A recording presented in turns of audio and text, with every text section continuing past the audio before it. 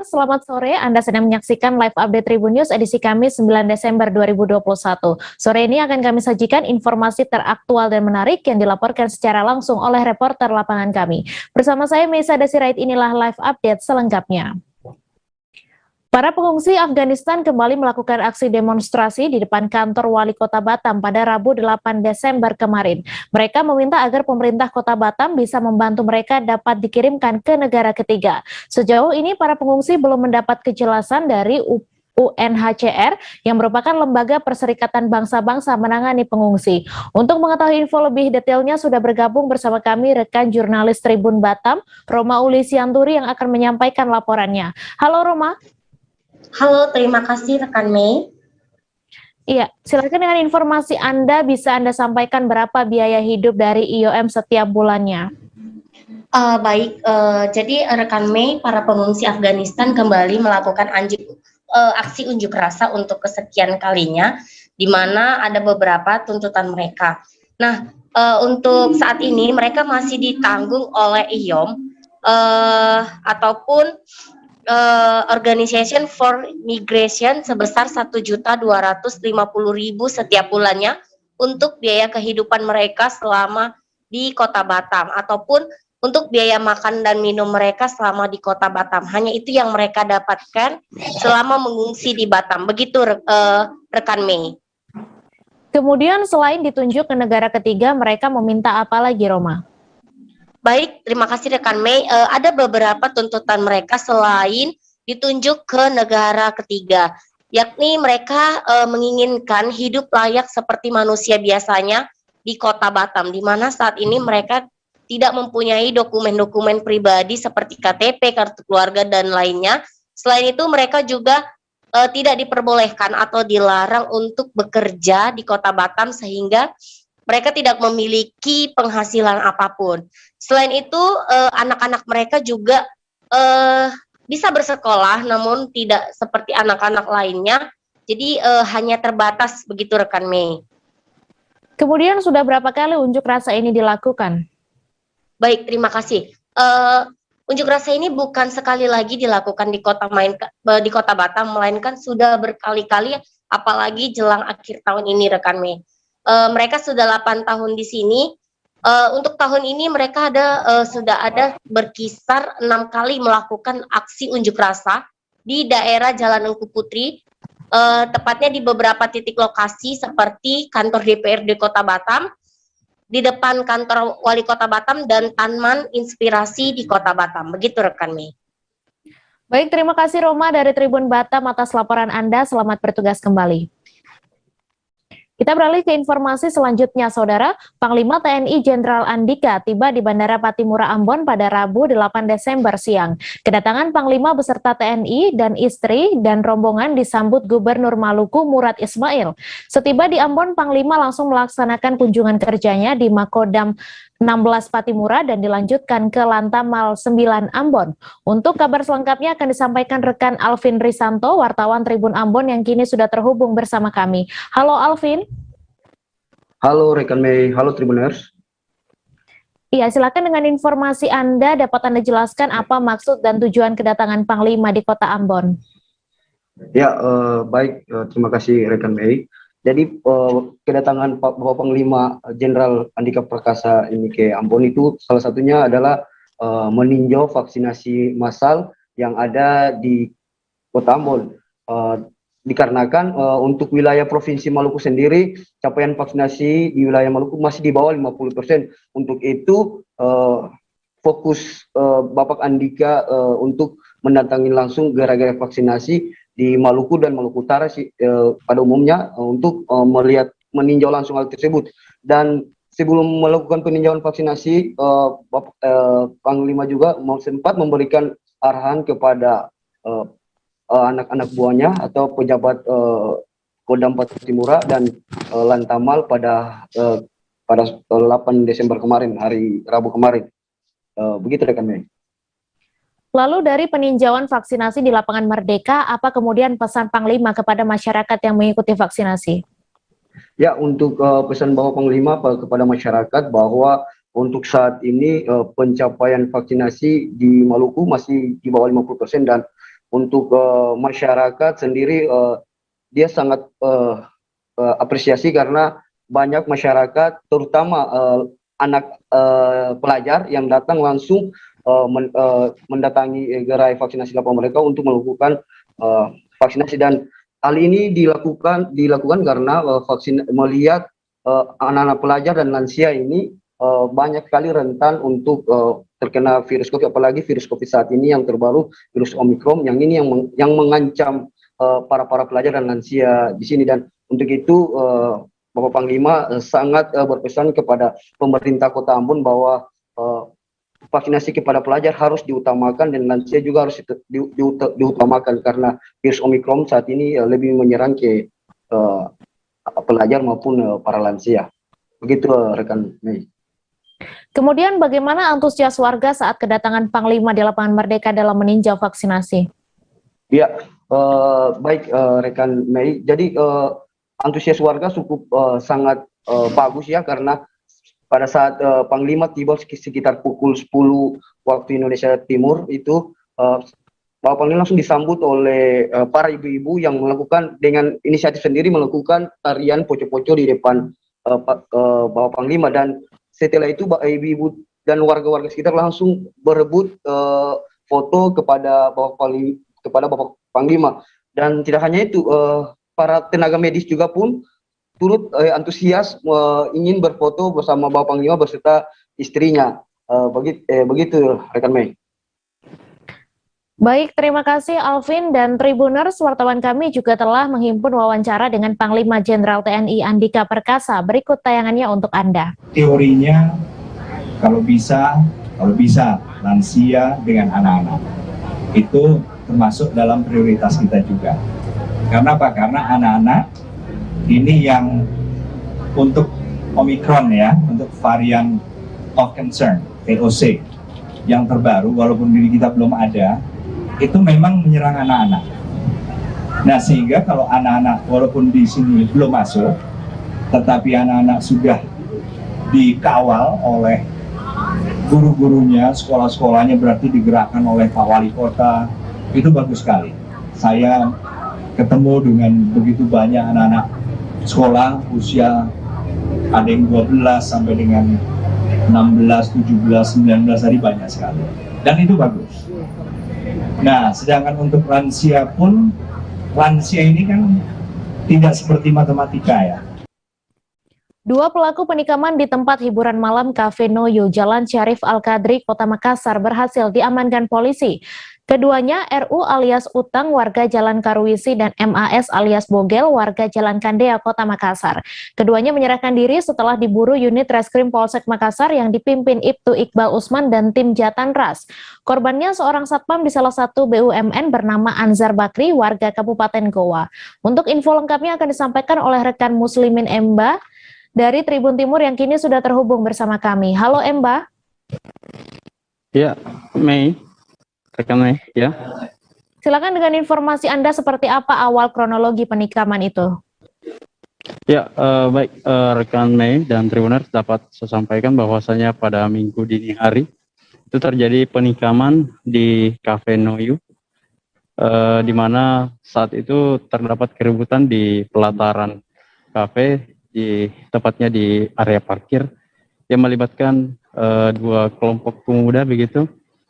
Dari keributan itu terjadilah insiden penikaman yang menewaskan seorang satpam dari salah satu BUMN di Kota Makassar ini, dan terdapat dua pelaku yang diduga kuat merupakan pelaku penikaman sesuai dengan rekaman CCTV yang diperoleh aparat kepolisian. Mei. Lalu dapat Anda jelaskan bagaimana kondisi terkini korban? Ya, untuk kondisi korban setelah mengalami luka tikaman di bagian perut, korban langsung dilarikan ke rumah sakit Dadi. Setelah itu pada pagi hari dirujuk ke rumah sakit Pelamonia, namun belum lama setelah tiba di Pelamonia, pihak dokter rumah sakit tersebut menyatakan korban sudah dalam kondisi meninggal dunia. Nih. Kemudian pasal apa yang disangkakan kepada para pelaku ini? Ya, untuk pasal yang disangkakan yaitu pasal 338 terkait penganiayaan yang mengakibatkan meninggalnya nyawa seseorang dan pasal 170 dengan ancaman hukuman itu 15 tahun penjara. Baik, terima kasih Emba atas laporan Anda, dan Tribuners, wartawan kami juga telah menghimpun wawancara dengan pihak terkait. Berikut tayangannya untuk Anda.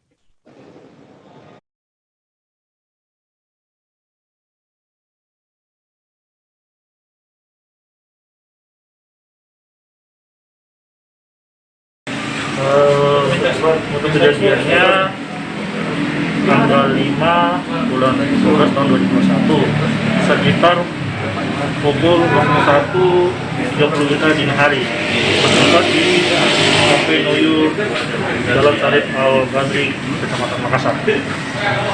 Seperti apa kronologi? Kronologi awalnya benar. Ya, Kronologi awalnya terjadinya ini. awalnya ini karena kesalahpahaman antara dua tersangka dengan korban, yang mana terjadinya cekcok di halaman parkir, sehingga ada ketersinggungan antara pelaku dengan korban, sehingga dari pelaku inisial R balik mengambil adik dan masuk ke dalam mengejar korban, langsung menikam dan diikuti oleh pelaku MAS. Untuk pelaku sendiri ada berapa orang ini kebetulan? Untuk saat ini yang kita amankan ada dua, inisial R dan inisial MAS. Ini apa motif? Motifnya ini kesalahpahaman aja. Untuk korban satu luka tusuk di bagian di bawah perut. Mati di tempat atau di rumah sakit benar?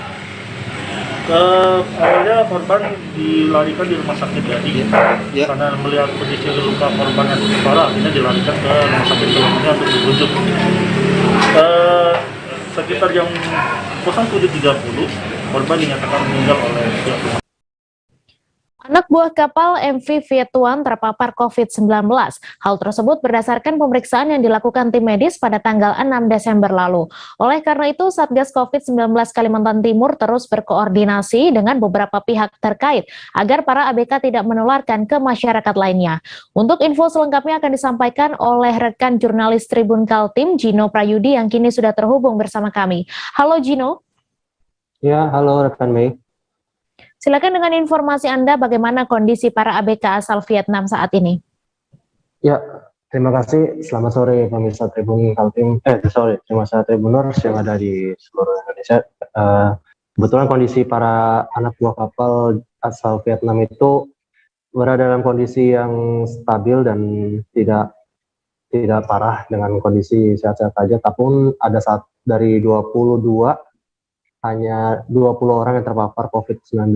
Dan pada info terbaru, Rabu malam, salah satu ABK mengalami sesak napas dan rasa sakit di bagian dada. Atas keluhan ABK tersebut, maka pihak Dinas Kesehatan Provinsi Kalimantan Timur pun merujuk anak ABK Vietnam tersebut ke Rumah Sakit Abdul Wahab Syarani di Kota Samarinda. Dan tadi saya juga sempat wawancara dengan pihak rumah sakit. Kondisi saat ini sedang baik-baik saja, namun yang tidak dapat menjelaskan bagaimana kondisi lebih lanjut karena hal itu berdasarkan protokol pihak rumah sakit yang tidak bisa memberikan kondisi terkini secara spesifik kepada publik. Rekan Mei. Lalu upaya pemerintah antisipasi agar tidak terjadi penularan ke masyarakat ini seperti apa? Ya, untuk antisipasi pemerintah tadi dari perwakilan Satgas maupun pemerintah Provinsi Kaltim juga mengatakan salah satu upayanya yaitu melakukan tracing dari ABK tersebut, mereka datang dari mana, kontak dengan siapa, komunikasi dengan siapa, itu mereka terus melakukan tracing seperti itu. Dan untuk saat ini pemerintah provinsi masih belum melakukan peraturan yang seketat untuk bagi pelaku perjalanan jarak jauh. Hanya saja pemerintah saat ini sedang fokus, atau pemerintah saat ini hanya meminta kepada masyarakat jika ingin, khususnya masyarakat dari luar daerah, jika ingin ke Kaltim, itu hanya berpegangan dari surat kesehatan, surat hasil tes PCR, dan serta dari aplikasi Peduli Lindungi yang sebagai salah satu syarat untuk masuk ke wilayah Kalimantan Timur. Namun untuk pengetatan seperti pembatasan masyarakat keluar daerah maupun sebaliknya masih belum ada kebijakan seperti untuk ditutupin atau dikurangi ataupun dibatasi seperti itu rekan Mei. Lalu bagaimana hasil tes COVID-19 pada tanggal 7 Desember kemarin? Apakah varian Omikron juga menginfeksi para ABK ini atau seperti apa? Ya, tadi saya sudah sempat wawancara ke Dinas Kesehatan maupun pihak kantor kesehatan pelabuhan kelas 2 Samarinda. Mereka belum dapat memastikan varian apa yang terkandung dalam virus COVID-19 yang dibawa oleh 20 ABK asal Vietnam itu. Hanya saja saat ini sampel tes mereka sedang dibawa ke Balai Bank Kesehatan Pusat ya untuk menunggu, mereka pun masih menunggu hasil tes tersebut apakah itu ada varian terbaru ataupun varian-varian sebelumnya kita kenal saat ini. Itu rekan Mei. Baik, terima kasih Dino atas laporan Anda. Selamat bertugas kembali. Kami akan kembali seusai jeda sejenak saudara, tetap di Live Update. Oke, apa kabar Bang Arifki di sini untuk strateginya? Kalau saya sendiri di Gimik 37 ini yang semalam baru mulai, Apa yang dirasakan Kak Hitam? Sebenarnya aku nggak ngerasa itu penangkapan atau penggerebegan atau apapun itu, karena gitu posisinya kriteria. Jadi kita mengenal disebut dengan stroke yang tidak berdarah dengan stroke yang berdarah. Stroke yang tidak berdarah itu biasanya ditandai dengan adanya penyumbatan. Kalau itu penyumbatan di sini mungkin pikirnya tidak ke situ kali ya, tapi kalau di Korea atau di Kamboja itu ada beberapa paper yang saya itu mas, ya dulunya tukang koran. Oh gitu ya, tukang koran. Ya saya baca itu Pak. Tuh kan pernah baca kan? Ya. Jadi kalau saya jadi tanggal itu udah bersyukur banget. Si anak ini dijadikan sebagai tersangka begitu. Ya kalau ini kita bicara yang di luar kasus Bongombo ya. Dengan nama hujan shower, di mana terdapat batas jelas antara daerah hujan dan tidak hujan yang biasanya terjadi pada fase awal mature stage atau tahap berbahaya itu Kang. Jadi mulai artinya terjadinya perlembekan. Nah itu untuk penetrasi akan sulit begitu ya. Dok saya ini menurut saya memang tidak mudah, bukan urusan tanah diambil. Kalau misalnya Amerika Serikat sekarang, Rasulullah mengatakan dalam sebuah hadis bahwa berpuasa di 6 hari Syawal itu. Oke, apa kabar Bang Arifki di sini untuk strateginya? Kalau saya sendiri di Gimik 37 ini yang semalam baru mulai, Apa yang dirasakan Kak Hitam? Sebenarnya aku nggak ngerasa itu penangkapan atau penggerebegan atau apapun itu, karena gitu posisinya kriteria. Jadi kita mengenal disebut dengan stroke yang tidak berdarah dengan stroke yang berdarah. Stroke yang tidak berdarah itu biasanya ditandai dengan adanya penyumbatan. Kalau itu penyumbatan di sini mungkin pikirnya tidak ke situ kali ya, tapi kalau di Korea atau di Kamboja itu ada beberapa paper yang saya itu mas, ya dulunya tukang koran. Oh gitu ya, tukang koran. Ya saya baca itu Pak. Tuh kan pernah baca kan? Ya. Jadi kalau saya jadi tanggal itu udah bersyukur banget. Si anak ini dijadikan sebagai tersangka begitu. Ya kalau ini kita bicara yang di luar kasus Bongombo ya. Dengan nama hujan shower, di mana terdapat batas jelas antara daerah hujan dan tidak hujan yang biasanya terjadi pada fase awal mature stage atau tahap berbahaya itu Kang. Jadi mulai artinya terjadinya perlembekan. Nah itu untuk penetrasi akan sulit begitu ya. Dok saya ini menurut saya memang tidak mudah, bukan urusan tanah diambil. Kalau misalnya Amerika Serikat sekarang, Rasulullah mengatakan dalam sebuah hadis bahwa berpuasa di 6 hari. Terima kasih Anda masih menyaksikan Live Update. Kementerian Luar Negeri Indonesia menyelenggarakan Bali Demokrasi Forum atau BDF yang tahun ini memasuki tahun ke-14. BDF ke-14 diselenggarakan secara hybrid, yaitu secara virtual dan tatap muka langsung di kawasan Nusa Dua Bali pada hari Kamis 9 Desember.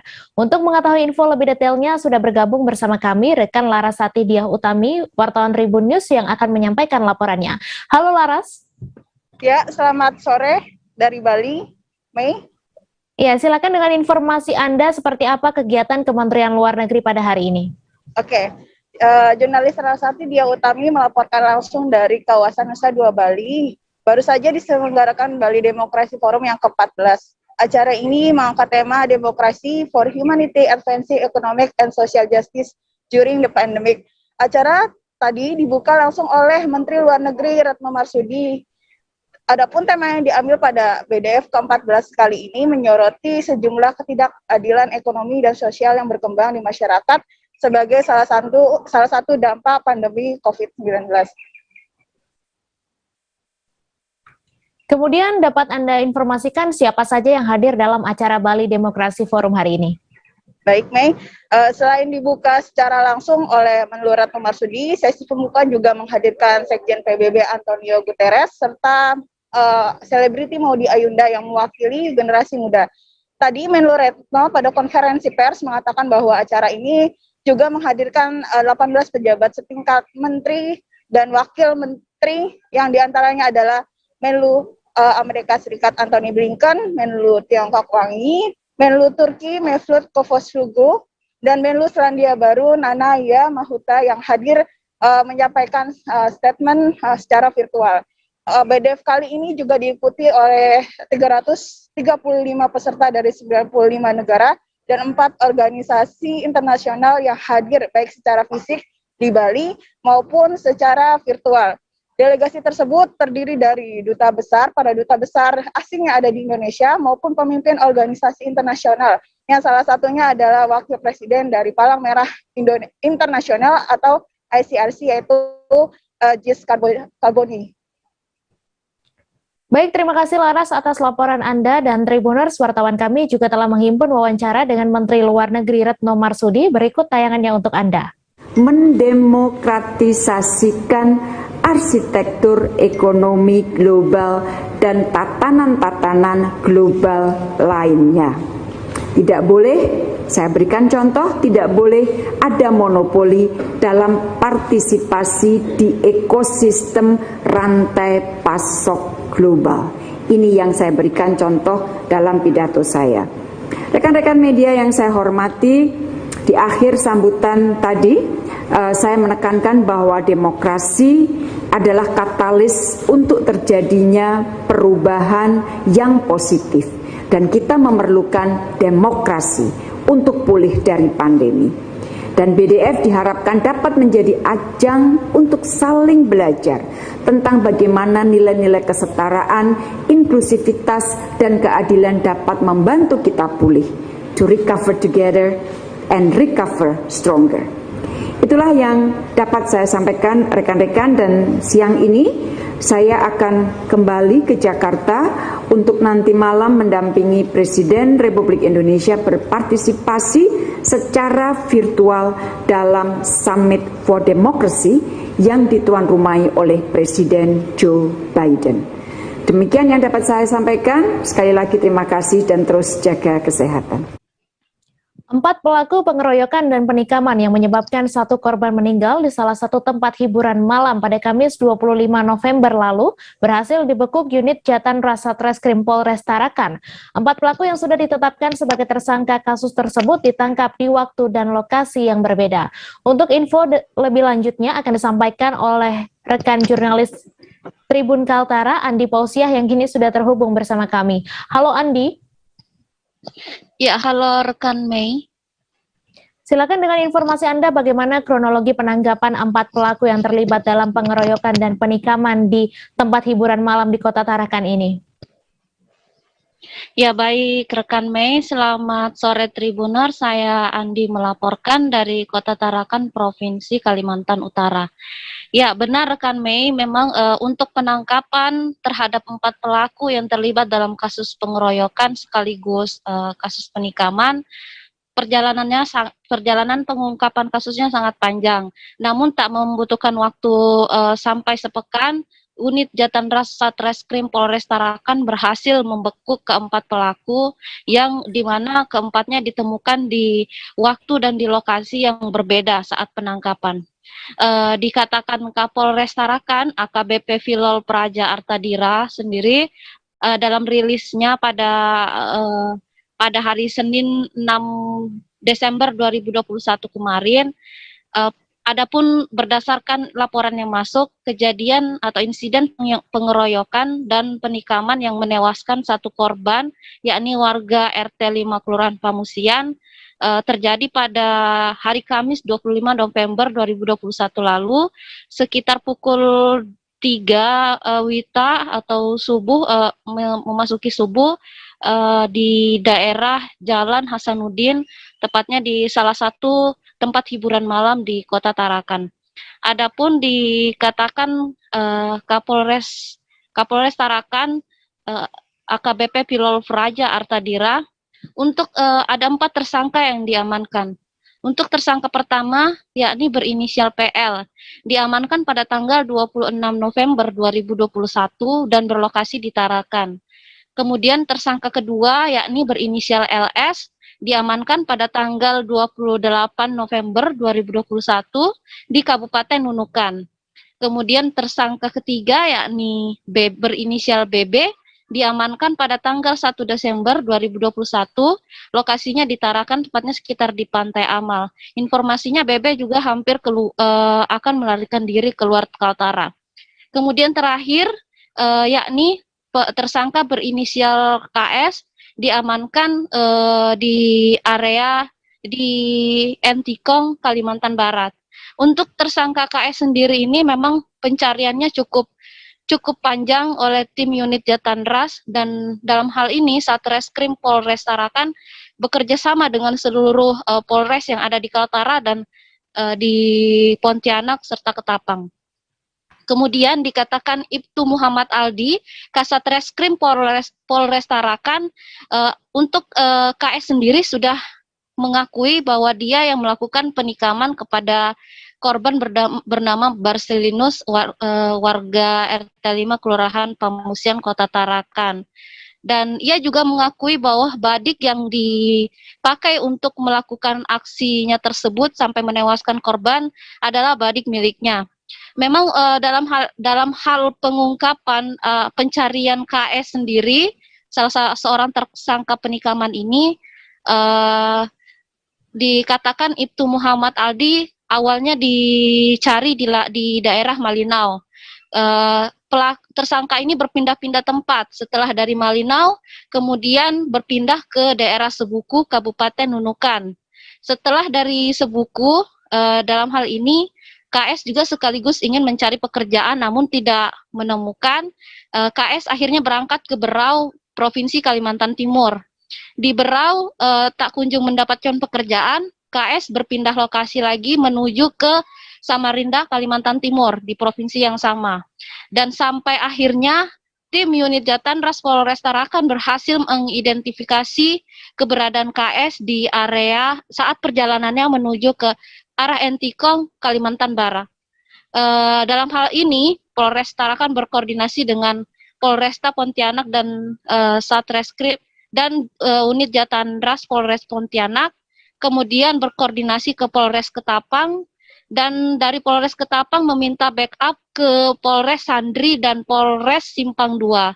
Dan akhirnya KS berhasil ditemukan sekitar 4 Desember 2021 kemarin, dan setelah itu KS dibawa menggunakan pesawat terbang dibawa kembali menuju Tarakan untuk dilakukan proses penyidikan lebih lanjut. Demikian rekan Mei. Ya, kemudian bisa dijelaskan sebenarnya bagaimana motif pelaku melakukan pengeroyokan dan sejauh ini pasal apa yang disangkakan kepada 4 pelaku? Ya rekan Mei, untuk sebenarnya untuk kronologis dan motifnya sendiri, dalam rilis pers yang disampaikan Kapolres Tarakan AKBP Pilol Praja, belum disampaikan motif pelaku karena keempat pelaku masih dalam proses penyidikan. Kemudian, namun informasi yang kami himpun dari lapangan bersama teman-teman media, memang berdasarkan informasi dari Ketua RT di mana tempat korban tinggal, yakni bernama Bapak Paulus, Ketua RT 5, ia mendengar informasi dari beberapa rekan kerja korban yang menyampaikan kepada keluarga terkait sebab terjadinya terkait kronologi terjadinya kasus pengeroyokan sampai kasus penikaman di di salah satu THM di Jalan Hasanuddin di Kota Tarakan. Adapun pada saat itu memang sekitar pukul 3 sudah hampir waktunya THM tempat hiburan malam tersebut tutup. Dan pada saat itu mereka termasuk juga korban sama-sama sedang sibuk masing-masing dengan pekerjaannya. Namun tiba-tiba terjadi keributan dan melibatkan korban dan pelaku.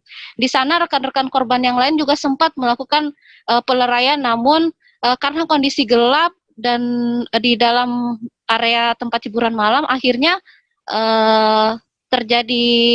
terjadi hal yang menyebabkan korban sampai terjatuh dan bersimbah darah. Dan setelah diperiksa, korban ternyata mengalami luka tusukan.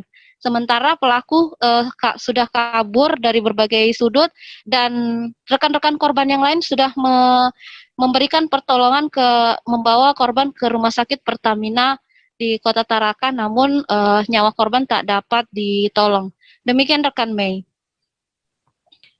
Baik, Tribuners, wartawan kami juga telah menghimpun wawancara dengan Kapolres Tarakan. Berikut tayangannya untuk Anda. Di mana 4 orang tersangka ini tidak kita amankan secara bersama-sama. Jadi sedikit kami berikan gambaran timeline waktu penangkapan, bahwasanya untuk pertama kali kita berhasil mengamankan satu tersangka, yaitu saudara PL. Kita amankan pada tanggal 26 November berlokasi di Kota Tarakan.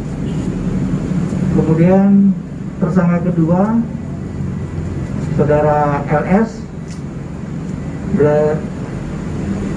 berhasil kita amankan pada tanggal 28 November di Nunukan, Kabupaten Nunukan, Provinsi Kalimantan Utara.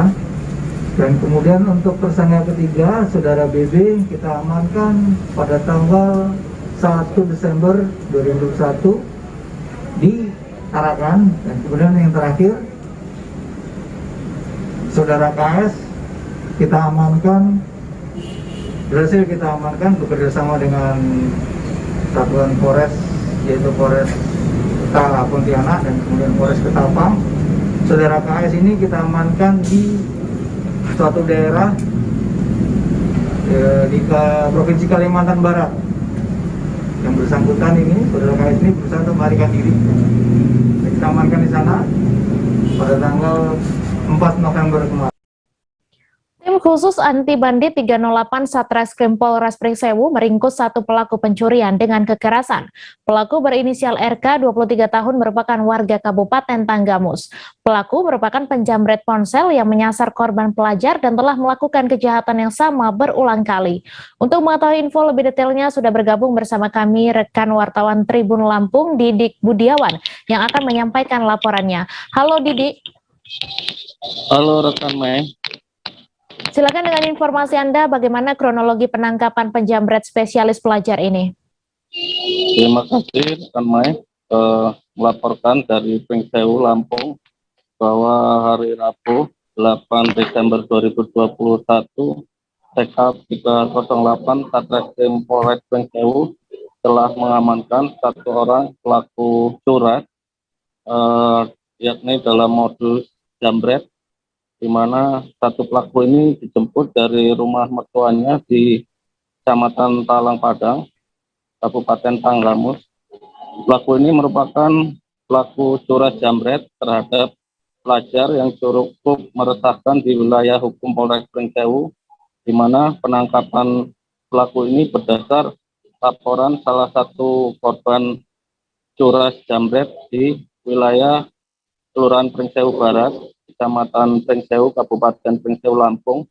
Pada saat itu korban, salah satu pelajar SMA negeri di Kabupaten Pringsewu, sedang berteduh karena ketika itu hujan.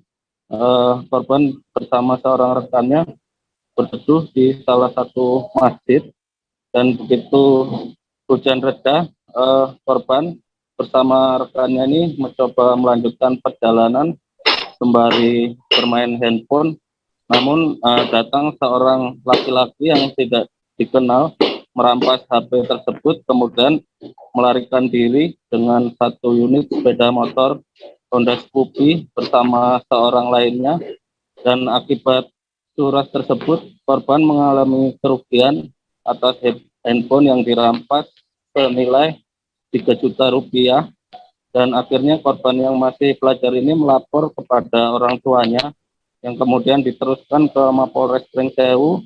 Atas laporan itu polisi melakukan penyelidikan dan mendapati identitas pelaku dan keberadaan pelaku sehingga menangkap pelaku pada 8 Desember 2021 sore kemarin. Sementara kejadian penjambretan itu terjadi pada 23 Oktober 2021 lalu. Begitu, Mei. Kemudian dari informasi yang Anda dapatkan selama ini sudah berapa kali pelaku melancarkan aksinya dan bagaimana modusnya? Di mana pelaku ini mengakui perbuatannya. Pelaku mengakui sudah 4 kali melakukan jambret dengan sasaran para pelajar di Kabupaten Pringsewu. 4 TKP ini berada di satu diantaranya di Kelurahan Pringsewu Barat, kemudian satu lagi di Pekon Rejowasari yang masih masuk dalam wilayah ibu kota Kabupaten Pringsewu, yakni Kecamatan Pringsewu, dan 2 lagi TKP berada di Kelurahan Pringsewu Timur, Kecamatan Pringsewu, Kabupaten Pringsewu, Lampung. Dari 4 TKP ini, pelaku mendapat 4 handphone, yang 1 diantaranya digunakan sendiri oleh pelaku RK dan 3 lainnya dijual secara COD dengan harga kisaran 700.000 dan 1.200.000.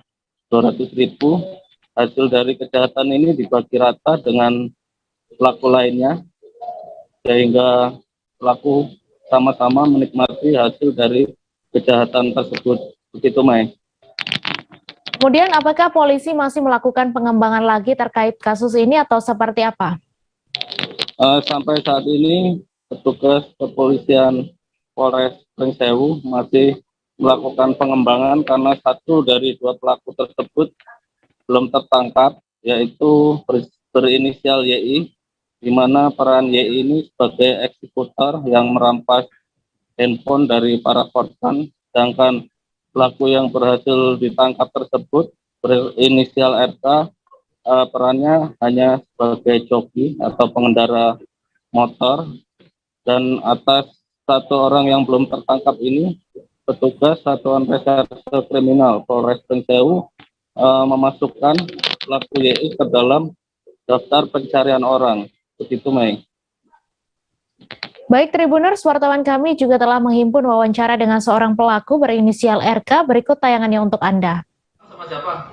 Sama teman. Pakai apa? Motor apa mobil? Pakai motor. Pakai motor. Nah, kamu peranmu apa di situ? Kamu yang ngambil HP apa yang kamu yang di motor? Saya di motor. Di motor. Yang eksekutor ngambil HP-nya siapa? Teman. Teman. Habis itu HP-nya dikemanain? Dijual, Pak. Jual. Harganya berapa kamu jual itu?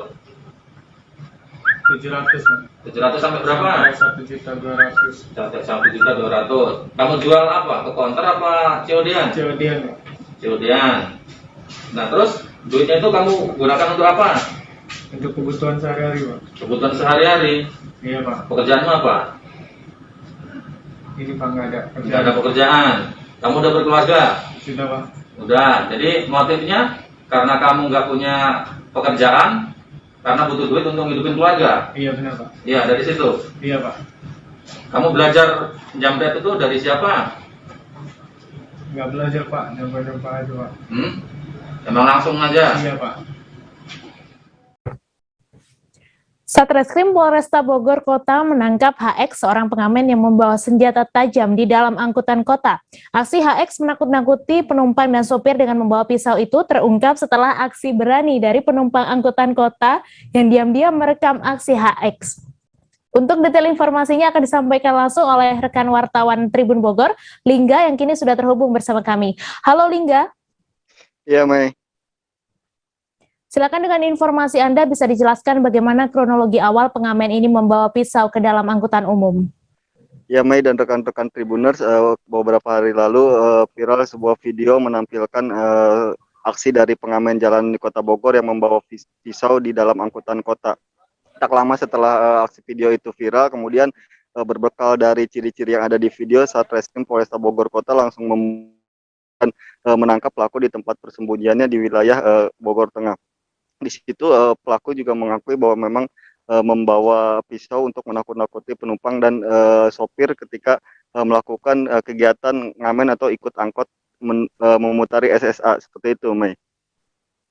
Kemudian dari hasil pemeriksaan sudah berapa kali pelaku melakukan aksinya mengancam penumpang di angkutan umum? Ya, Mei, dari keterangan yang kami dapatkan dari pihak kepolisian bahwa pelaku yang berinisial HX ini memang sering kali membawa pisau dan mengamen dalam kondisi mabuk untuk menakut-nakuti para penumpang dan sopir. Biasanya dia mengikuti angkutan kota memutar kawasan SSA dan hampir kegiatan dari HX ini sendiri memang setiap harinya sering kali mabuk-mabukan dan ketika dilakukan penangkapan pun HX sedang dalam kondisi mabuk seperti itu, Mei. Kemudian bagaimana modus pelaku melakukan aksi mengamen dengan cara mengancam ini? Ya, Mei, dari keterangan pihak kepolisian, jadi pelaku ini sengaja menyelipkan pisau di celananya, kemudian setelah di dalam angkot, pisau tersebut diletakkan di lantai angkutan kota, terus ia pun memaksa ataupun meminta kepada para penumpang itu mengaku bahwa uang hasil ngamen itu untuk anaknya, padahal ketika diselidiki pelaku ini sendiri masih single ataupun belum menikah gitu, sehingga itu dikatakan sebagai aksi atau modus yang membohongi penumpang. Selain itu juga pelaku ini sengaja meminum minuman keras sehingga aroma dari alkohol itu bisa tercium oleh penumpang dan menakut-nakuti penumpang sehingga penumpang bisa memberikan uang kepada pelaku seperti itu, Mei.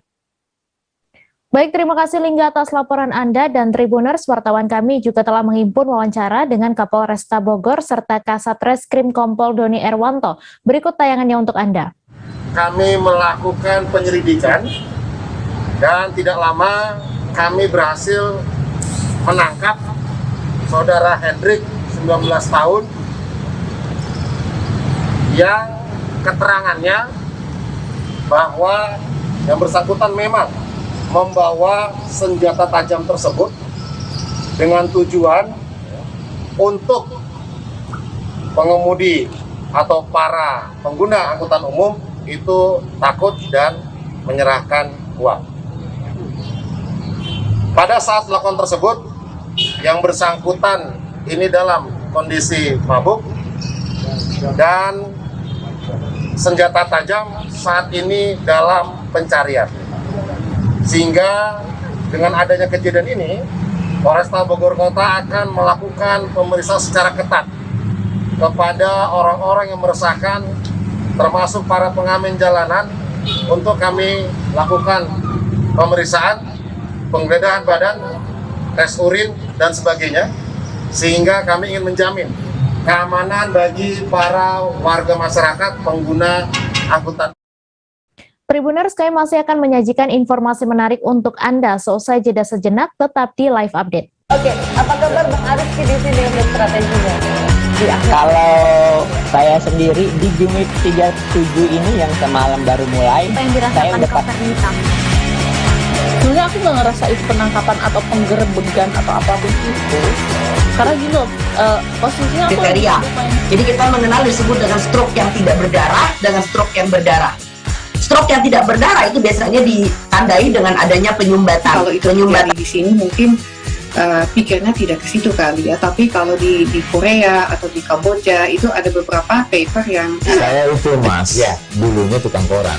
Oh gitu ya, tukang koran. Ya saya baca ya Pak. Tuh kan pernah baca kan? Jadi kalau saya jadi tanggal itu udah bersyukur banget. Si anak ini dijadikan sebagai tersangka begitu. Ya, kalau ini kita bicara yang di luar kasus Bogor ya. Dengan nama hujan shower, di mana terdapat batas jelas antara daerah hujan dan tidak hujan yang biasanya terjadi pada fase awal mature stage atau tahap bahaya itu Kang. Jadi mulai artinya terjadinya perlembekan. Nah itu untuk penetrasi akan sulit gitu ya. Dok, saya ini menurut saya memang tidak mudah, bukan urusan tanah diambil. Kalau misalnya Amerika Serikat sekarang, Rasulullah mengatakan dalam sebuah hadis bahwa berpuasa di 6 hari Syawal itu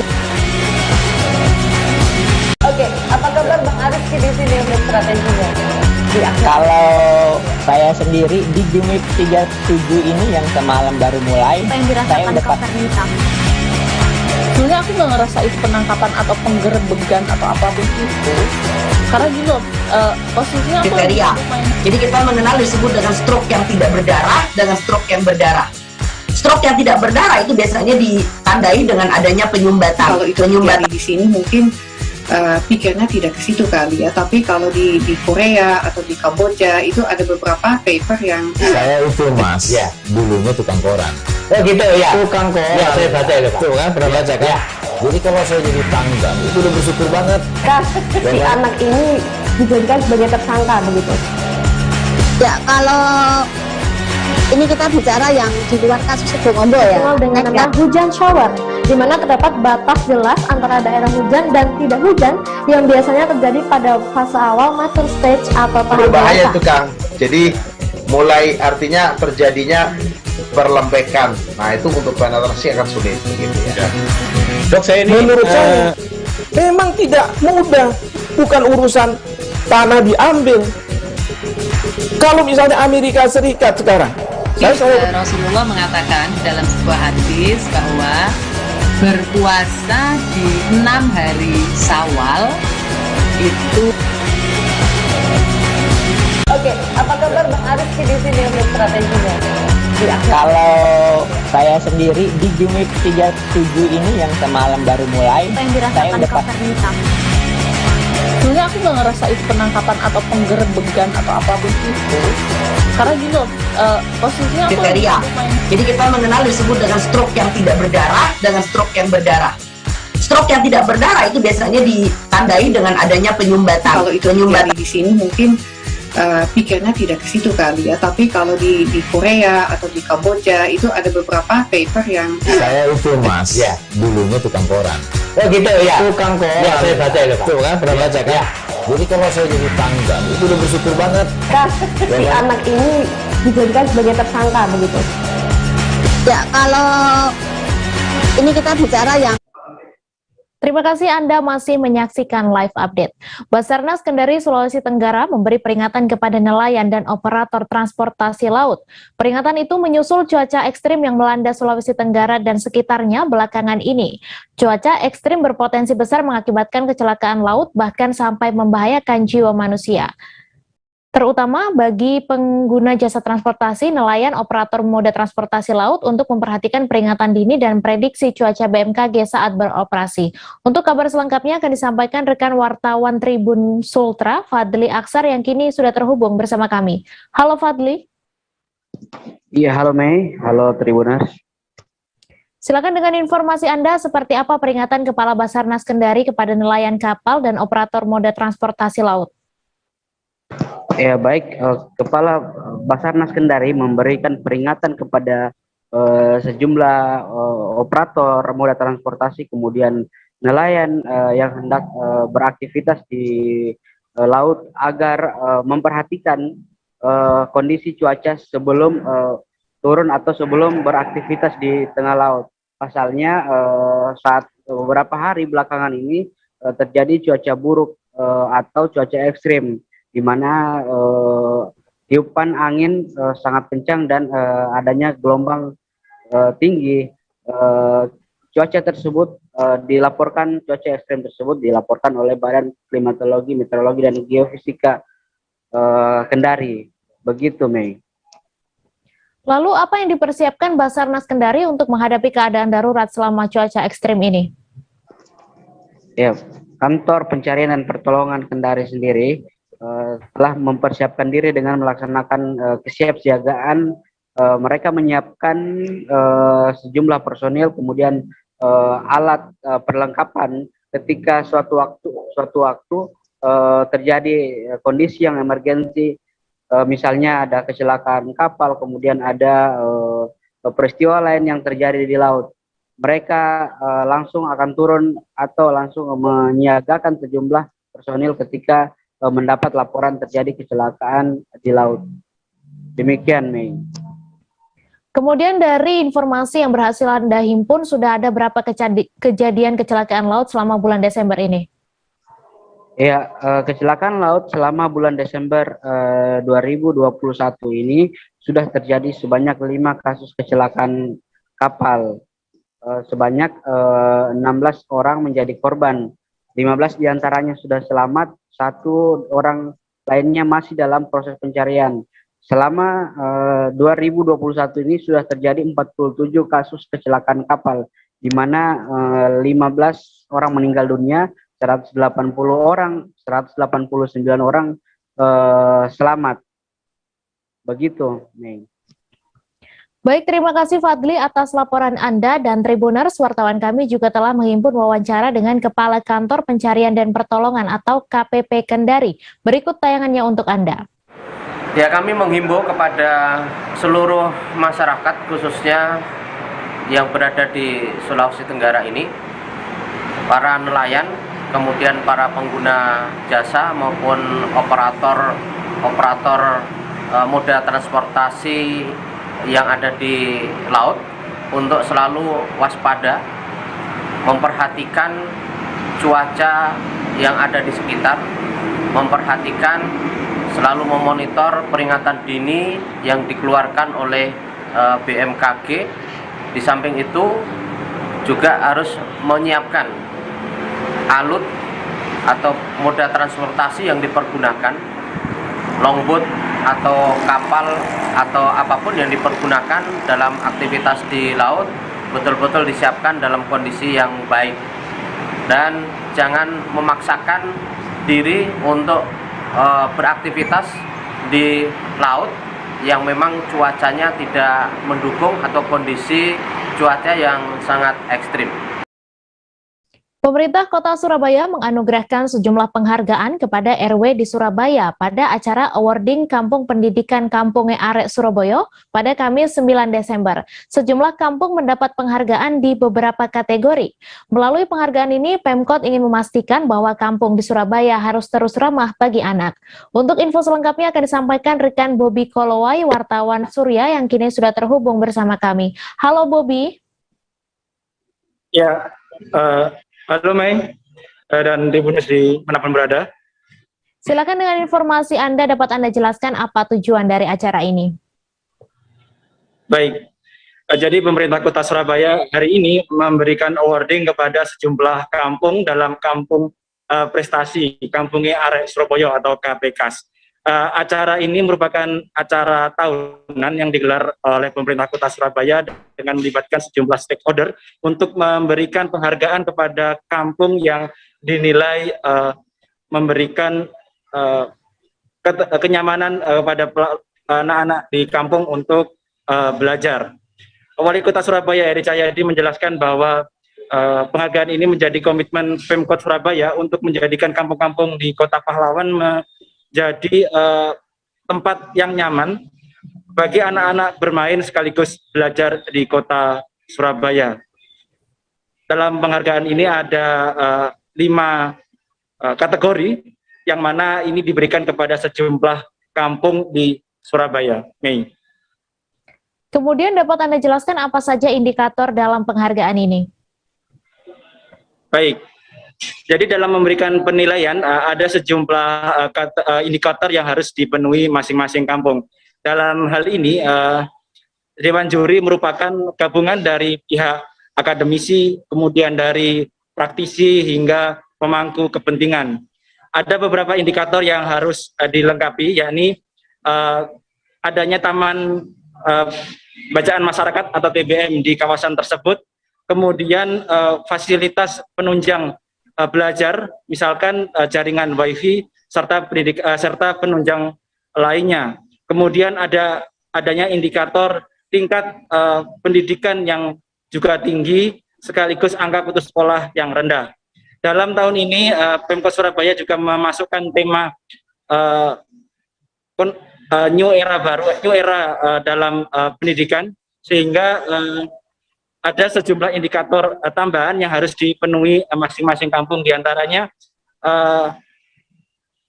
ketersediaan fasilitas untuk pembelajaran daring dan keikutsertaan wali murid untuk membantu siswa belajar secara virtual.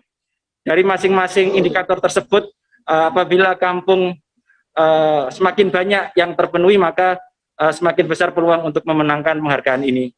Mei. Kemudian bagaimana rencana ke depannya dari pemerintah Kota Surabaya sendiri?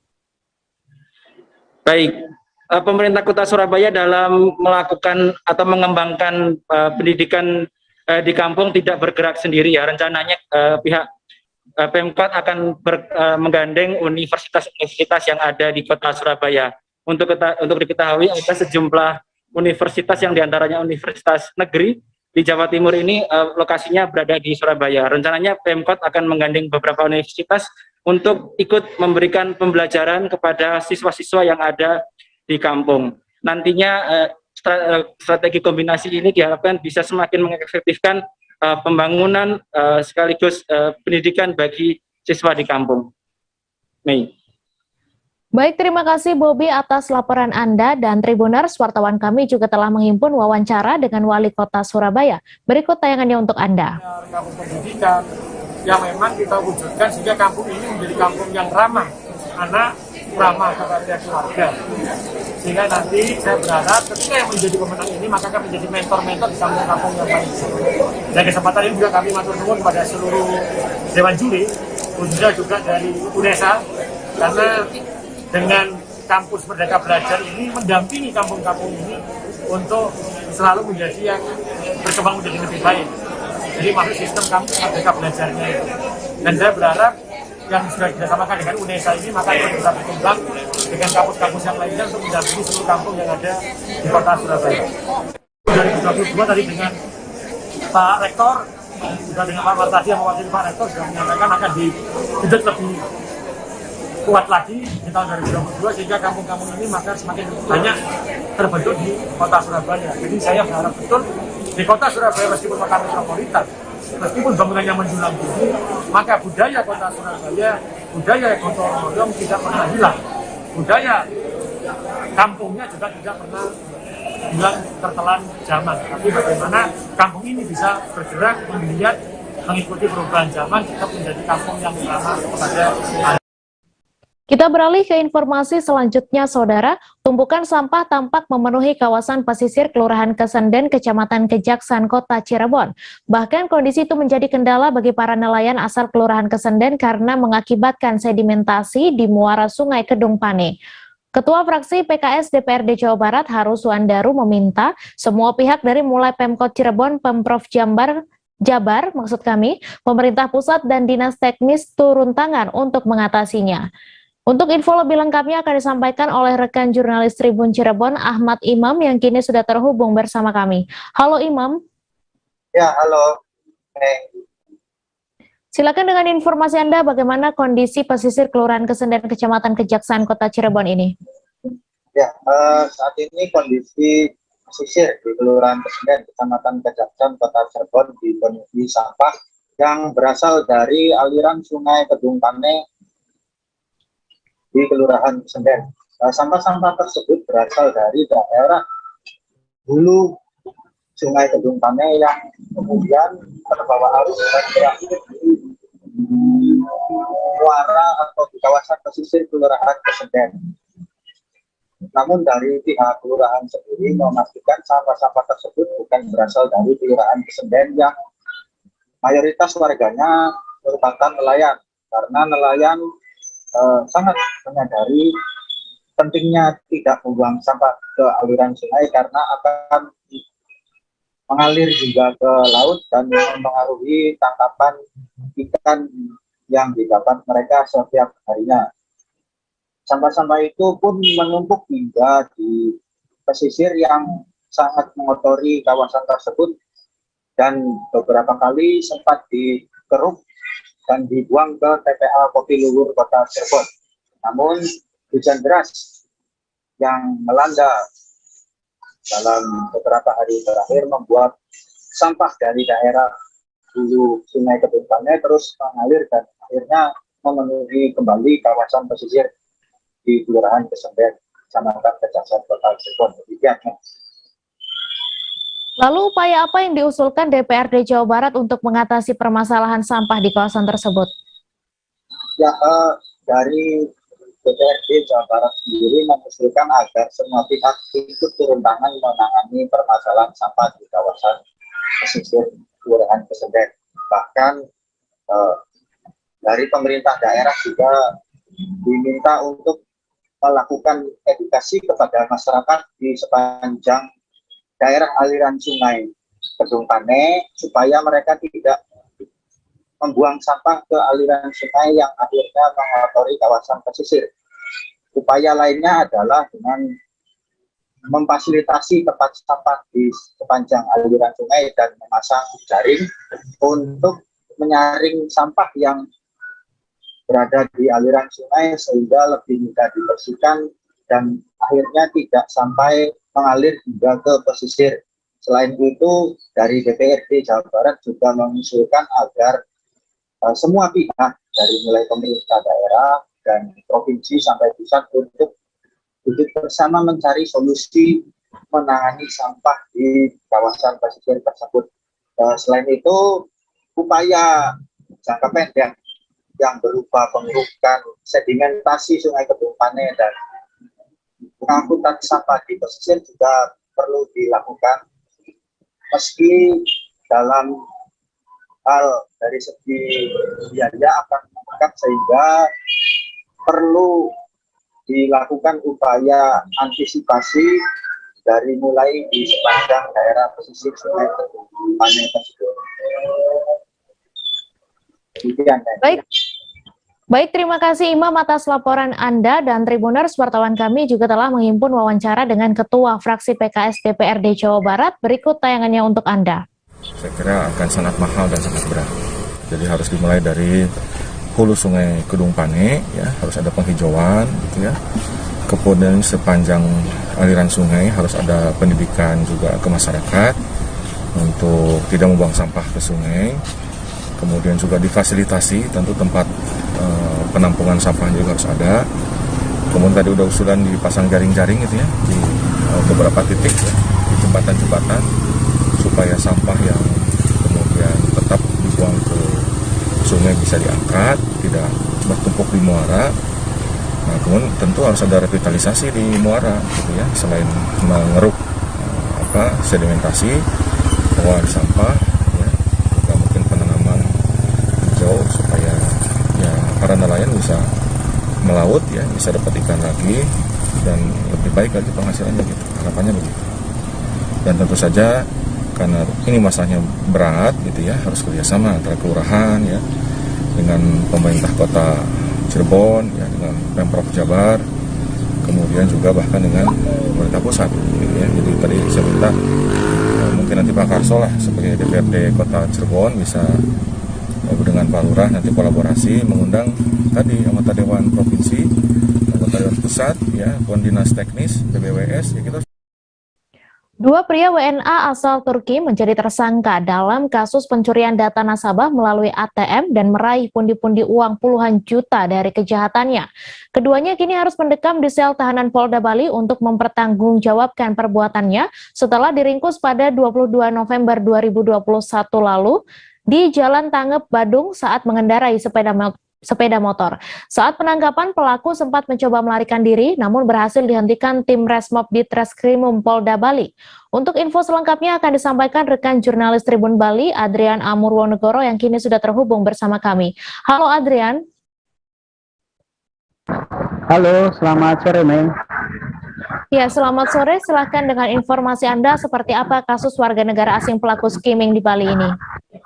Oke, baik, terima kasih Mei dan juga Tribuners, bahwa pada hari ini Polda Bali merilis 3 kasus yang terjadi sekitar 2 bulan terakhir ini, periode November dan juga Desember, yakni terjadi dua kasus diantaranya merupakan kasus skimming atau pencurian data nasabah yang dilakukan oleh warga negara asing, yakni 2 tersangka asal Turki dan juga 1 tersangka adalah perempuan asal negara Ukraina. Dan 1 kasus lagi ialah pencurian pasal dengan melibatkan pasal 363 KUHP yang dilakukan oleh warga negara Indonesia dengan pencurian yakni pencongkelan jok sepeda motor. Kemudian berapa kasus yang berhasil diungkap Polda Bali dalam kurun 2 bulan terakhir tentang kejahatan pencurian data nasabah? Iya, dalam kurun 2 bulan terakhir ini seperti yang saya gambarkan tadi ada 3 kasus, dan dari kasus dapat saya uraikan yakni kasus yang pertama tadi dijelaskan oleh di Reskrimum Polda Bali ialah kasus yang melibatkan warga negara Turki, yakni ada 2 tersangka yang berinisial CY dan juga MD. Mereka berkomplot untuk melakukan aksi kejahatan pencurian data nasabah, dan CY dan MD ini mereka saling berbagi tugas, dan mereka kedapatan membongkar sebuah mesin ATM di sebuah supermarket di wilayah Badung di Provinsi Bali ini. Didapati bahwa di dalam mesin ATM tersebut terdapat sebuah alat yang bernama router. Router itu nanti akan terhubung dengan handphone milik tersangka ini yang disambungkan juga dengan sebuah modem WiFi yang tertanam di mesin ATM tersebut, sehingga data atau transaksi dari masyarakat nantinya dapat terekap atau transaksi tersebut dapat diketahui data-datanya oleh para tersangka ini, sehingga para tersangka ini mampu mengumpulkan data-data nasabah untuk kemudian melakukan transaksi menggunakan sebuah kartu yang sudah disiapkan untuk nantinya untuk bertransaksi mereka menggunakan data dari nasabah tersebut. Dan saat ini CJ dan juga MD warga negara Turki ini sudah berhasil diamankan oleh pihak Polda Bali yang sebelumnya berupaya untuk lari, untuk kabur, namun berhasil dihentikan oleh Polda Bali yang saat ini akhirnya berhasil diringkus. Dan selain CY dan juga MB ini ada juga tersangka lain dalam kasus yang berbeda ini, yakni dari warga negara dari Ukraina, seorang perempuan berinisial BK. BK ini perannya sebenarnya bukan pelaku utama. BK hanya ditugaskan oleh pelaku utama yang kini masih menjadi buronan Polda Bali untuk mengambil atau transaksi uang dari hasil skimming.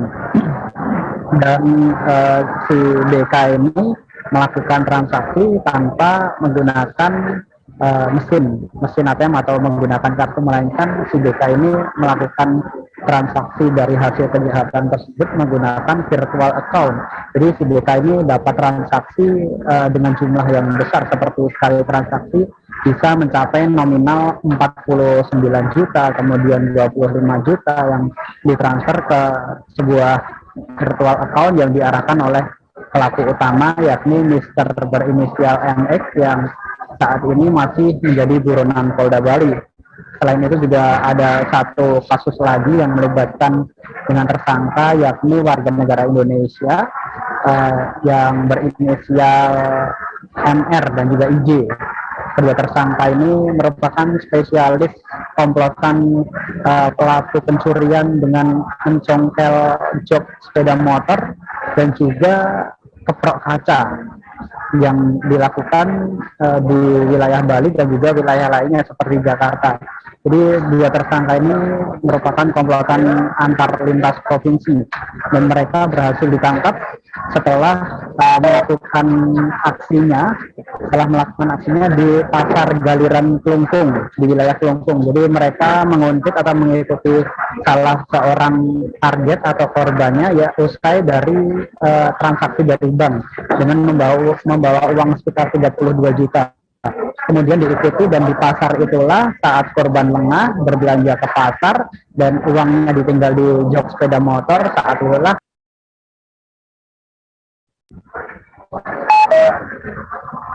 ya begitu, Mei. Baik, terima kasih Adrian atas laporan Anda, dan Tribuners, wartawan kami juga telah menghimpun wawancara dengan pihak terkait. Berikut tayangannya untuk Anda. Katakan kerugian dari nasabah di Sulawesi itu sebesar 325 juta. Kalau besar 325 juta ya? Nah, 325 juta kerugiannya. Kemudian kita lakukan penangkapan berdasarkan hasil CCTV juga yang berada di ATM. dicek, dilakukan pengembangan, ternyata di rumahnya juga terdapat barang-barang skimming yang rata-rata tidak diakui karena dia bilang milik temannya.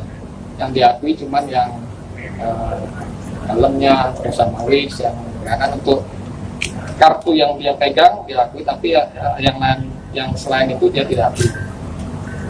Itu terkait dengan kasus skimming yang dilakukan oleh warga Ukraina yang untuk ketiga WFH ini pasal disangkakan. Untuk pasal yang disangkakan kita gunakan Undang-Undang ITE pasal 30 46, Undang-Undang Nomor 19 Tahun 2006 tentang ITE dengan ancaman hukumannya 6 tahun. Kalau jumlah kerugiannya kan? Kerugiannya untuk yang di SPK ini 325 juta yang sudah. Kami akan kembali seusai jeda sejenak, saudara, tetap di Live Update. Oke, apa kabar Bang Ariski di sini untuk strateginya? Ya. Kalau saya sendiri di Jumip 37 ini yang semalam baru mulai, saya udah hitam. Sebenarnya aku nggak ngerasa itu penangkapan atau penggerebegan atau apapun itu, karena gini loh, posisinya aku kriteria. Jadi kita mengenal disebut dengan stroke yang tidak berdarah dengan stroke yang berdarah. Stroke yang tidak berdarah itu biasanya ditandai dengan adanya penyumbatan. Kalau itu penyumbatan di sini mungkin pikirnya tidak ke situ kali ya, tapi kalau di Korea atau di Kamboja itu ada beberapa paper yang saya itu mas ya dulunya tukang koran. Oh gitu ya, tukang koran ya, saya baca itu Pak. Tuh kan pernah baca kan ya. Jadi kalau saya jadi tanggam itu udah bersyukur banget. Si anak ini dijadikan sebagai tersangka begitu. Ya kalau ini kita bicara yang di luar kasus Sebongombo ya. Dengan nama hujan shower, di mana terdapat batas jelas antara daerah hujan dan tidak hujan yang biasanya terjadi pada fase awal mature stage atau tahap berbahaya itu Kang. Jadi mulai artinya terjadinya perlembekan. Nah itu untuk penetrasi akan sulit gitu ya. Dok, saya ini menurut saya memang tidak mudah, bukan urusan tanah diambil. Kalau misalnya Amerika Serikat sekarang, Rasulullah mengatakan dalam sebuah hadis bahwa berpuasa di 6 hari Syawal itu. Oke, apa kabar Bang Ariski di sini untuk strateginya? Ya. Kalau saya sendiri di Jumip 37 ini yang semalam baru mulai, saya udah hitam. Sebenarnya aku nggak ngerasa itu penangkapan atau penggerebegan atau apapun itu, karena gini loh, posisinya aku kriteria. Jadi kita mengenal disebut dengan stroke yang tidak berdarah dengan stroke yang berdarah.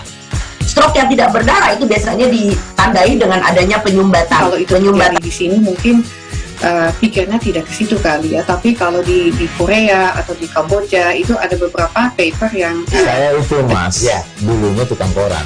Oh gitu ya, tukang koran ya, saya baca itu Pak. Tuh kan pernah baca kan ya. Jadi kalau saya jadi tanggam itu udah bersyukur banget.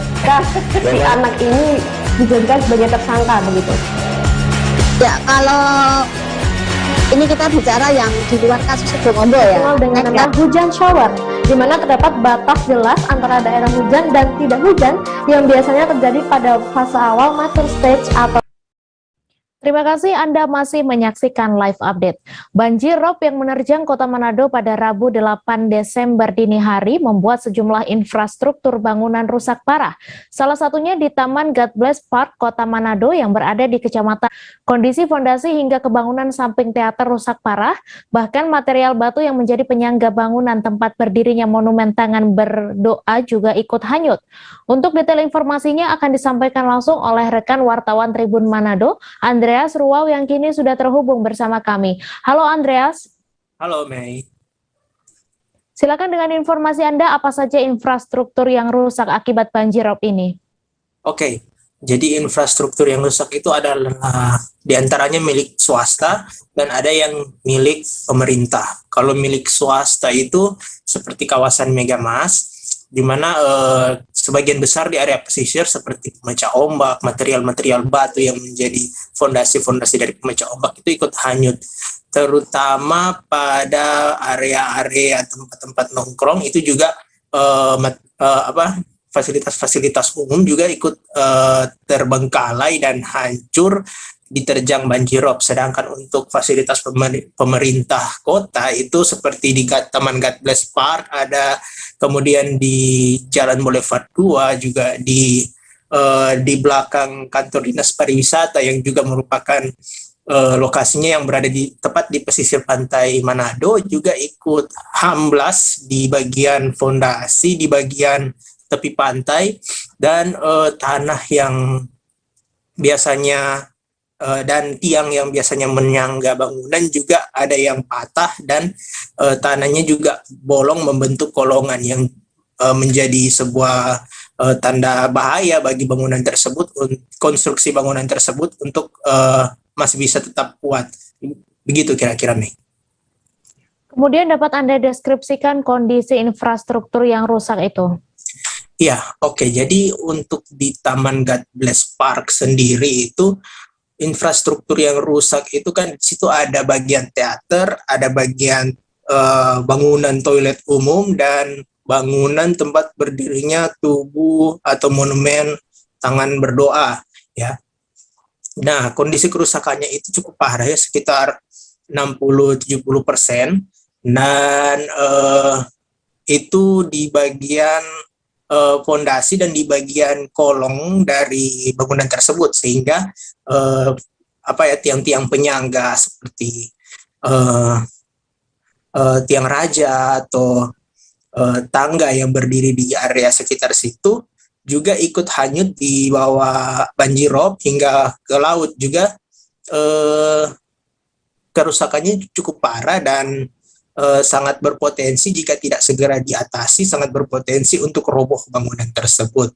Namun ajaibnya ada kayak sebuah keanehan, walaupun bangunan yang ada di atas atau bisa dibilang tugu tangan berdoa yang cukup berat itu berdiri, bangunan tersebut tidak retak atau tidak hancur sedikitpun setelah diterjang banjirop. Itu merupakan monumen Tugu Manado Kota Berdoa atau sebagai tugu religius di Kota Manado. Begitu kira-kira. Kemudian bagaimana tindak lanjut dari dinas terkait atas banjirop ini?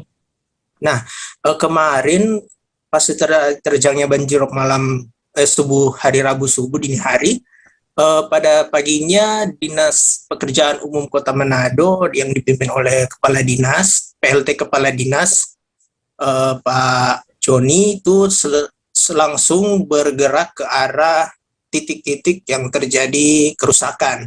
Di antaranya ada di Taman God Bless sendiri, di belakang Manado Town Square, di belakang kawasan Megamas.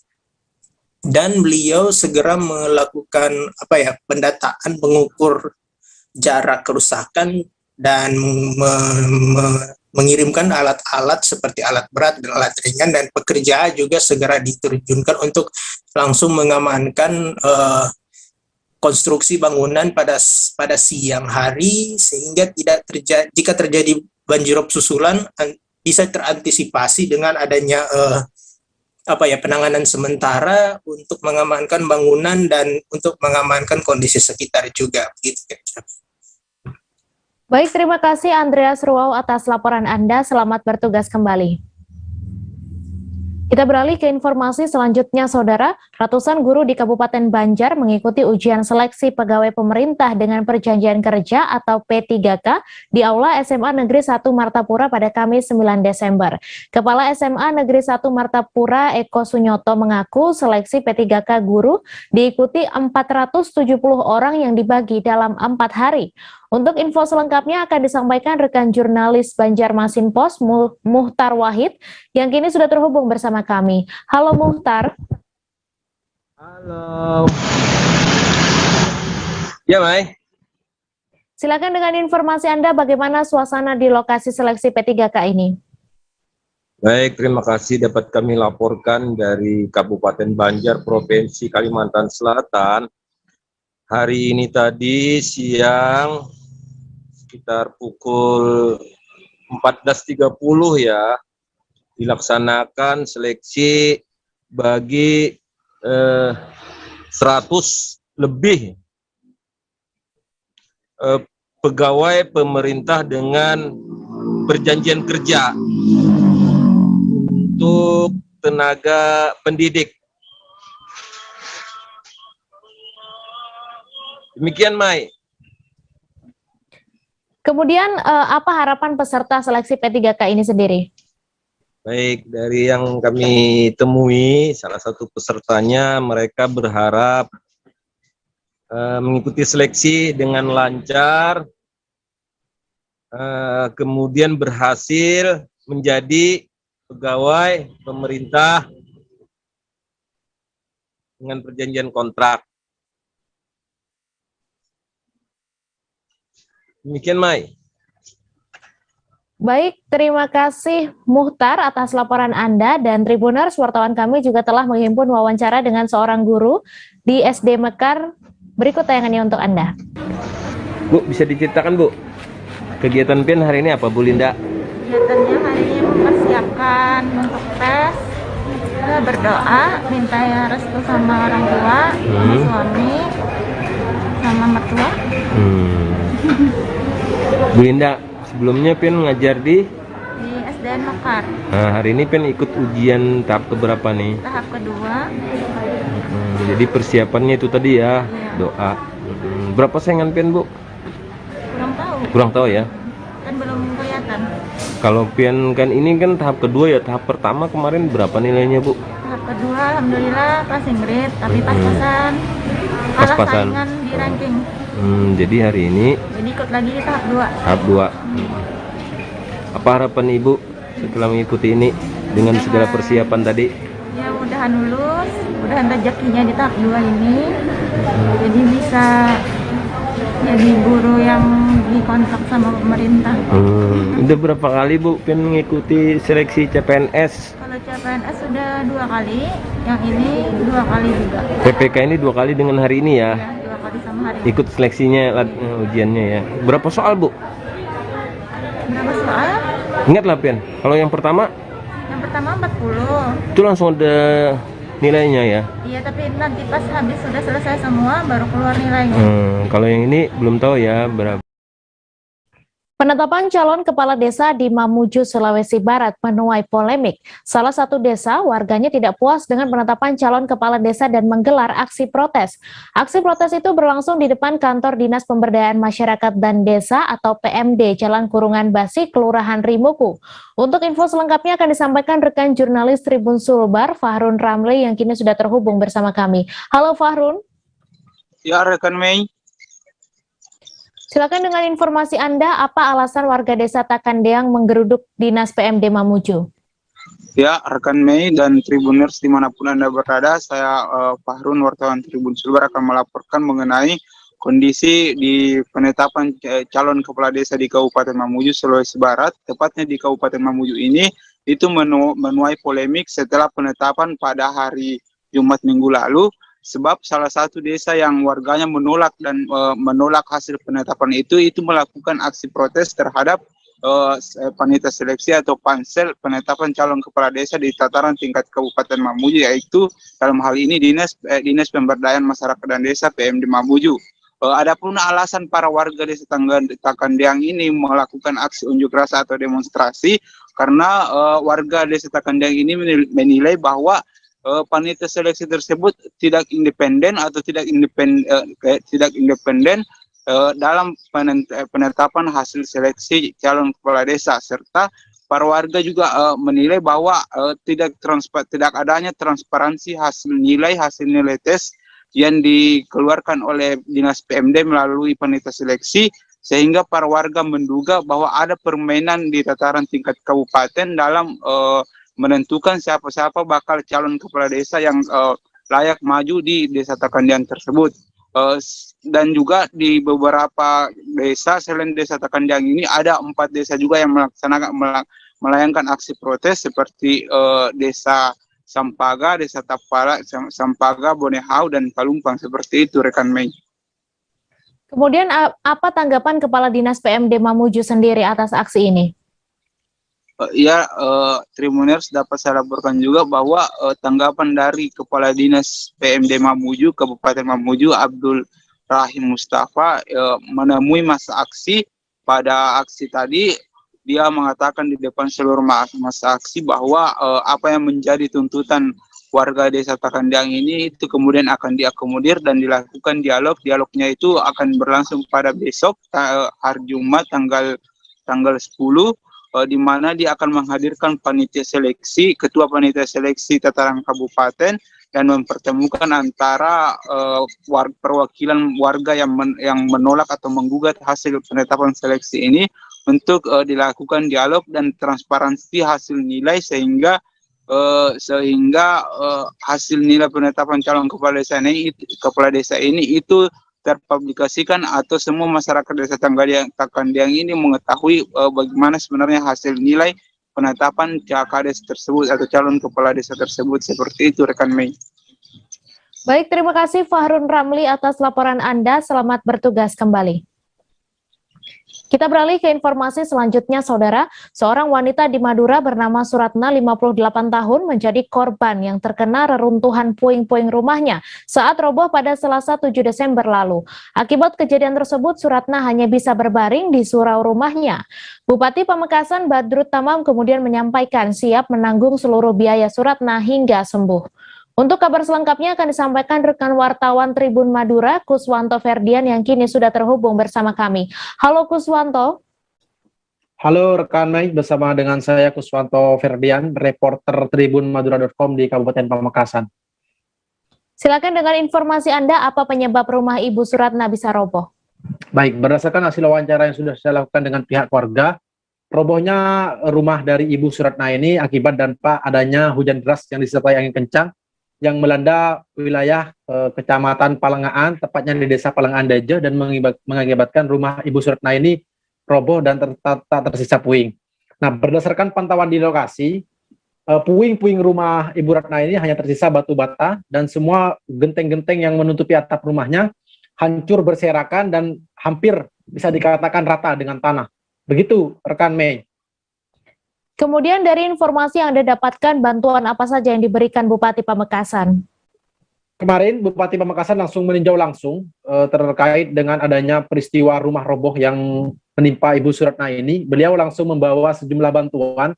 Kemarin saat melakukan kunjungan dan peninjauan ke lokasi, Bupati Badrut Tamam langsung ditemani oleh Kepala BPBD Pamekasan dan juga dari Kasilim Jansos Dinsos Sosial Pamekasan. Beliau membawa sejumlah bantuan berupa paket sembako, selimut, sejumlah peralatan dapur, dan juga sejumlah peralatan masak.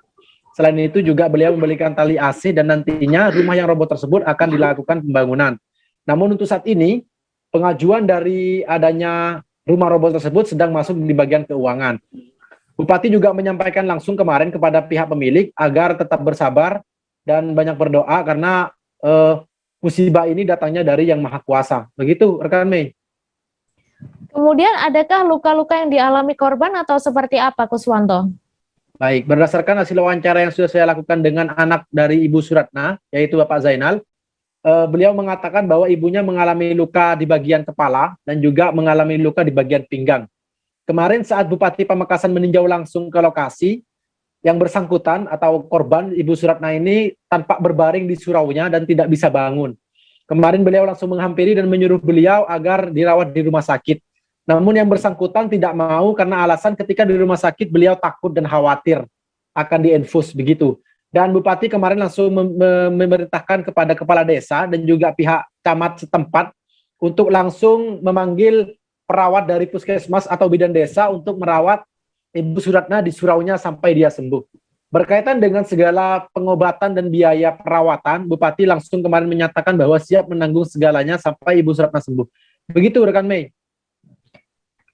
Baik, terima kasih Kuswanto atas laporan Anda, dan Tribuners, wartawan kami juga telah menghimpun wawancara dengan Bupati Pamekasan. Berikut tayangannya untuk Anda. Barusan juga kita bantu beberapa alat, selimut, alat masak, beras dari BPBD dan Dinas Sosial. Alhamdulillah Kepala BPBD juga dampingi, dari Dinas Sosial juga dampingi. Sekarang di Desa Murtacih Pak Zainuddin rumahnya roboh. Saya mohon maaf Pak Zainuddin jika telat 1 hari datang ke sini. Pak Kelebunnya juga kelebun luar biasa. estok ke masyarakat, Pak Camat estok ke masyarakat, kita semua estok ke masyarakat. Bantuan yang awal ini mudah-mudahan bisa bermanfaat dan bisa dilanjutkan untuk proses berikutnya. Nanti Ibu Kades yang bantu nguruskan, Pak Camat bantu nguruskan biar segera diproses buat rekening. Terus kemudian kita lihat kerugiannya berapa, kita juga akan buat maksimal biar Pak Senudin segera punya rumah baru. Nah, nanti dibantu oleh saudara-saudara yang lain, oleh saudaranya Pak Senudin jika kurang, bangunkan tukangnya bisa ikut gotong royong, tolong menolong di antara. Kami akan kembali seusai jeda sejenak saudara, tetap di live update. Oke, apa kabar Bang Aris di sini untuk strateginya? Kalau saya sendiri di Jumip 37 ini yang semalam baru mulai, saya udah hitam. Sebenarnya aku nggak ngerasa itu penangkapan atau penggerebegan atau apapun itu, karena gini loh, posisinya aku kriteria. Jadi kita mengenal disebut dengan stroke yang tidak berdarah dengan stroke yang berdarah. Stroke yang tidak berdarah itu biasanya ditandai dengan adanya penyumbatan. Kalau itu terjadi di sini mungkin pikirnya tidak ke situ kali ya, tapi kalau di Korea atau di Kamboja itu ada beberapa paper yang saya itu Mas, ya dulunya tukang koran. Oh gitu ya, tukang koran. Ya saya baca ya Pak. Tuh kan pernah baca kan? Ya. Jadi kalau saya jadi tanggal itu udah bersyukur banget. Si anak ini dijadikan sebagai tersangka begitu. Ya kalau ini kita bicara yang di luar kasus Situbondo ya. Dengan nama hujan shower, di mana terdapat batas jelas antara daerah hujan dan tidak hujan yang biasanya terjadi pada fase awal mature stage atau tahap bahaya dewasa. itu Kang. Jadi mulai artinya terjadinya perlembekan. Nah itu untuk penetrasi akan sulit gitu ya. Dok, saya ini menurut saya memang tidak mudah, bukan urusan tanah diambil. Kalau misalnya Amerika Serikat sekarang, Rasulullah mengatakan dalam sebuah hadis bahwa berpuasa di 6 hari Syawal itu. Oke, apa kabar Bang Aris di sini untuk strateginya? Kalau saya sendiri di Jumip 37 ini yang semalam baru mulai, saya udah hitam. Sebenarnya aku nggak ngerasa itu penangkapan atau penggerebegan atau apapun itu, karena gini loh, posisinya aku kriteria. Jadi kita mengenal disebut dengan stroke yang tidak berdarah dengan stroke yang berdarah. Stroke yang tidak berdarah itu biasanya ditandai dengan adanya penyumbatan. Kalau itu terjadi di sini mungkin pikirnya tidak ke situ kali ya, tapi kalau di Korea atau di Kamboja itu ada beberapa paper yang saya itu Mas, ya dulunya tukang koran. Oh gitu ya, tukang koran. Ya saya baca ya Pak. Tuh kan pernah baca kan? Ya. Jadi kalau saya jadi tanggal itu udah bersyukur banget. Si anak ini dijadikan sebagai tersangka begitu. Ya kalau ini kita bicara yang di luar kasus Situbondo ya. Dengan nama hujan shower, di mana terdapat batas jelas antara daerah hujan dan tidak hujan yang biasanya terjadi pada fase awal mature stage atau tahap bahaya dewasa. itu Kang. Jadi mulai artinya terjadinya perlembekan. Nah itu untuk penetrasi akan sulit gitu ya. Dok, saya ini menurut saya memang tidak mudah, bukan urusan tanah diambil. Kalau misalnya Amerika Serikat sekarang, Rasulullah mengatakan dalam sebuah hadis bahwa berpuasa di 6 hari Syawal itu. Oke, apa kabar Bang Aris di sini untuk strateginya? Kalau saya sendiri di Jumip 37 ini yang semalam baru mulai, saya udah hitam. Sebenarnya aku nggak ngerasa itu penangkapan atau penggerebegan atau apapun itu, karena gini loh, posisinya aku kriteria. Jadi kita mengenal disebut dengan stroke yang tidak berdarah dengan stroke yang berdarah. Stroke yang tidak berdarah itu biasanya ditandai dengan adanya penyumbatan. Kalau itu terjadi di sini mungkin pikirnya tidak ke situ kali ya, tapi kalau di Korea atau di Kamboja itu ada beberapa paper yang saya itu Mas, ya dulunya tukang koran. Oh gitu ya, tukang koran. Ya saya baca ya Pak. Tuh kan pernah baca kan? Ya. Jadi kalau saya jadi tanggal itu udah bersyukur banget. Si anak ini dijadikan sebagai tersangka begitu. Ya kalau ini kita bicara yang di luar kasus Situbondo ya. Dengan nama hujan shower, di mana terdapat batas jelas antara daerah hujan dan tidak hujan yang biasanya terjadi pada fase awal mature stage atau tahap bahaya dewasa. itu Kang. Terima kasih Anda masih menyaksikan live update. Polri telah resmi melantik 44 ex-pegawai KPK menjadi ASN Polri di Gedung Rupatama Mabes Polri, Jakarta Selatan pada Kamis 9 Desember. Pelantikan kali ini berlangsung terbuka. Mereka dilantik langsung oleh Kapolri Jenderal Listio Sigit Prabowo. Adapun pelantikan tersebut bertepatan dengan Hari Anti Korupsi Sedunia. Untuk info selengkapnya akan disampaikan wartawan Tribun News, Iqman Ibrahim yang sudah terhubung bersama kami. Halo Iqman. Halo, rekan.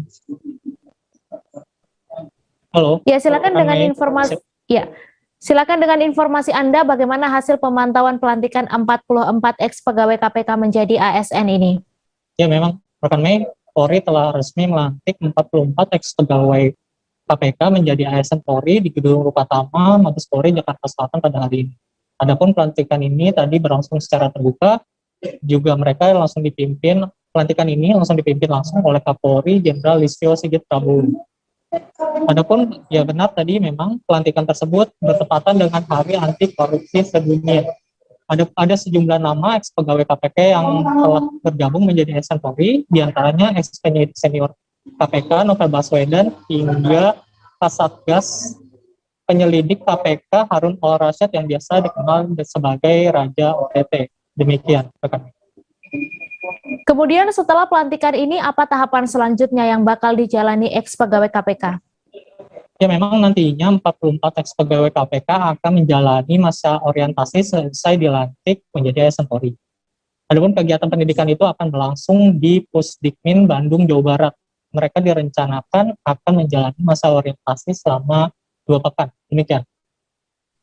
Kemudian usai menjadi ASN Polri, apa posisi jabatan yang bakal diisi oleh ke-44 ex-pegawai KPK ini? Ya, memang tadi Kapolri Jenderal Listio Sigit Prabowo mengungkapkan 44 ex-pegawai KPK bakal memperkuat divisi pencegahan pemberantasan korupsi saat menjadi ASN Polri. Peran mantan pegawai KPK sangat diperlukan untuk mengubah mindset hingga pemberian pendampingan dalam rangka pencegahan tindak pidana korupsi. Termaksud mereka juga dibutuhkan untuk membangun kerjasama dengan berbagai pihak yang berkaitan dengan pelacakan aset hingga pemulihan aset yang berkaitan dengan tindak pidana korupsi. Tadi juga Listio Sigit mengungkapkan bahwa mereka juga diminta untuk membantu memperbaiki indeks persepsi korupsi Indonesia yang mulai semakin menurun. Demikian. Baik, terima kasih Iqman atas laporan Anda dan Tribuners. Wartawan kami juga telah menghimpun wawancara dengan Kapolri Listio Sigit. Berikut tayangannya untuk Anda.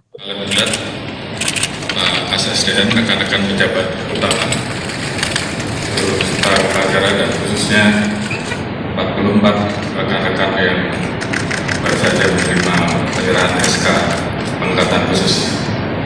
Pertama-tama kita panjatkan puji syukur kepada Allah Subhanahu wa Ta'ala, Tuhan Yang Maha Esa, bahwa sore hari ini kita bisa melaksanakan upacara penyerahan SK pengangkatan khusus kepada 44 personel yang akan bergabung menjadi PNS Polri. Dengan diterimanya SK, maka rekan-rekan semua telah resmi menjadi keluarga besar Polri. Setelah ini, rekan-rekan akan mengikuti pembekalan selama kurang lebih 2 minggu terkait pembekalan PNS dan gambaran tentang organisasi Polri. Informasi tadi sekaligus menutup perjumpaan kita dalam live update hari ini. Tribuners, lantaran masih di tengah pandemi, kami kembali mengingatkan untuk selalu menerapkan protokol kesehatan dimanapun Anda berada. Saya Meisa Desirait beserta kru yang bertugas pamit. Terima kasih dan sampai jumpa. Jangan lupa like, subscribe, dan share ya!